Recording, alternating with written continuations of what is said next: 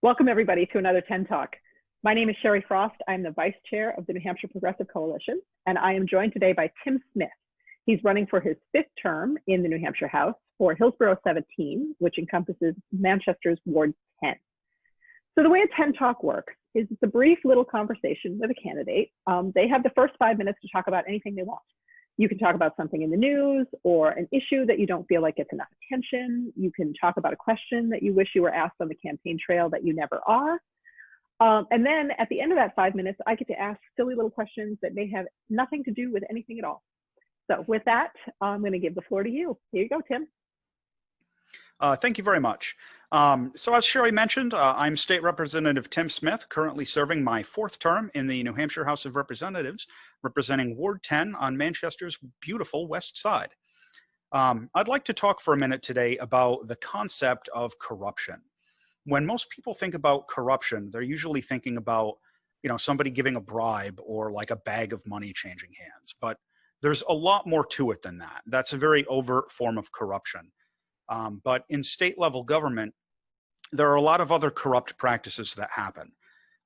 We occasionally have members of the legislature who will introduce bills that will directly funnel money into their own pockets by creating a mandated state monopoly for a service that a company they own provides, or will reduce the rights of workers that they employ by reducing like workers' compensation benefits, things like that.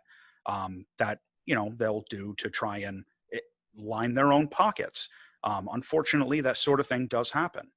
We also have an unfortunate problem with the number of lobbyists we have in the state. People might not realize, but we actually have more lobbyists than there are legislators here in the state of New Hampshire. And these folks are paid, they take a check to give us one side of a story. And the side that they're giving us is almost always the side that's going to make more money for some person who is almost always out of state, who is already rich beyond belief. These paid lobbyists are almost never advocating for issues that will improve the lives of regular people in New Hampshire. It's always big business deregulation from out-of-state companies. Very rarely do they ever push for anything that matters to the day-to-day lives of New Hampshire citizens. Unfortunately, the rules in New Hampshire surrounding lobbying are very loose and they're not very well enforced. Lobbyists don't even have to tell us that they're a lobbyist when they call us on the phone, when they send us messages, or even when they talk to us in the halls of the State House. I've had numerous instances where a lobbyist would call me on the phone and they would very subtly try and act like they were one of my constituents in my district. I'm very interested in what the people in Ward 10 have to say. I'm not super interested in what some paid lobbyist, coming in from California has to say about the bottom line of some company that isn't even headquartered here and has no owners or anything that are even in the state of New Hampshire. I got no time for that nonsense. And unfortunately, efforts to reform any of this stuff usually fall on deaf ears. Any sort of anti-corruption reforms run into a brick wall in the state legislature, and there's always some excuse why we have to, be extra nice to the lobbyists. We can't do anything to, tighten up campaign finance reform. That's a whole other topic that someone could go into for hours at a time, and certainly a lot of folks do.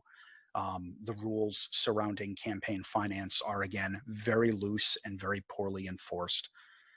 And there's almost no appetite for reforming any of this at the State House. Sometimes being one of the few representatives who actually works on fighting corruption and white-collar crime like that, sometimes it feels like I'm the only one, and it's a little disheartening. But then at the end of the day, I remember that these issues are extremely important to generate an honest, ethical process. I'm a very firm believer that having an ethical process inside the state legislature will lead to better results in the legislation that actually gets passed out of the other end. And slowly over time, we're making progress on some of this. Just this most recent term, I was able to introduce a change to the House rules that requires committee chairs to call on regular citizens to speak in committee public hearings before they call on registered lobbyists. That was a heavy lift. Very few people actually expected that reform to pass, but I gave a very impassioned speech on the floor of the House, and a lot of representatives ended up being swayed by the arguments and voted for it. So now, as a direct result of that, when regular people like you show up to speak at a committee hearing in the New Hampshire House, you get to go first, and the paid lobbyists who are paid to give us one side of the story have to wait in line. That's a small example of the type of reforms that I pushed for up in Concord. And I hope that the constituents here in Ward 10 will send me back for another 2 years to keep working on it.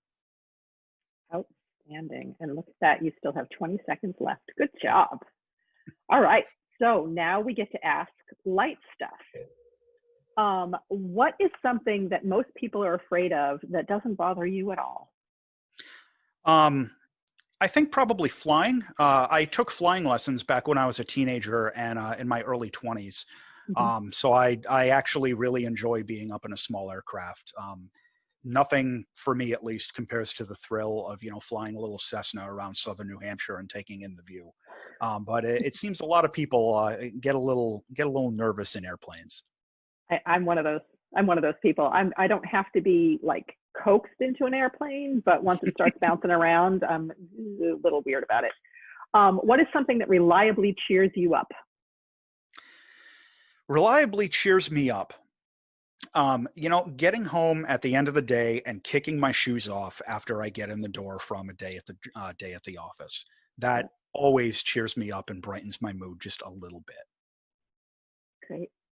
What is an opportunity that you wish you'd taken? An opportunity I wish I had taken. My day job career is in the field of information technology, and I kind of wish that I had pursued serving some time in the military in my early 20s. I looked into it, but long story short, the stars just didn't align at the time for the program I wanted to get into.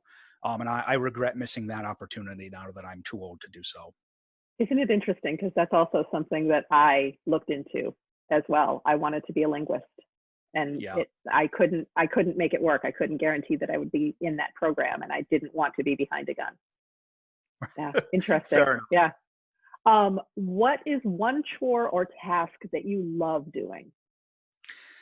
A chore or task that I love doing? Well, I could certainly list a few that I'm good at. I mean, nobody loves doing chores. I guess like cleaning my kitchen annoys me less than some of the others. Okay. All right. But there's nothing that you like if you had to, nothing that you look forward to doing? I guess maybe laundry, because it's always nice, to have like fresh linens and stuff. Okay. All right. Cool. What is your, let's see. Oh, I asked that one. So I asked somebody else that one. Let's ask another one. Oh, let's do this one. So something that you're really good at. What are you really, really bad at? Like really bad? I am terrible at fixing cars. I have tried to fix my own car a few times and didn't work out so well. So I am very thankful to all the mechanics out there who are willing to do that for me in exchange for a reasonable fee. Me too. What was your first job? My first job, I worked at Shaw's grocery store in Milford, New Hampshire, where I went to high school, pushing carts and bagging groceries over the summer. Okay. Are you a hat person? I'm not usually a hat person. I have a really enormous head, and Me too. Yeah. So hats look kind of dumb on me. I mentioned earlier that I was interested in pursuing a career in the military. I also serve as an officer in the Civil Air Patrol, and we wear an Air Force uniform with a hat. And in order to get one that fits, I literally had to have my service cap special ordered in a larger size. It's kind of embarrassing. I have a gigantic bean. Yeah, enormous. How about, who is your favorite superhero and why? My favorite superhero. and why? You know, I don't really follow like the whole Marvel and DC superhero universes very closely. Okay. But if I had to pick one, I guess I would probably have to pick Iron Man and or Tony Stark, and it's because he relied on, you know, knowledge and science to, you know, achieve his results rather than like weird genetic superpowers or something. Okay.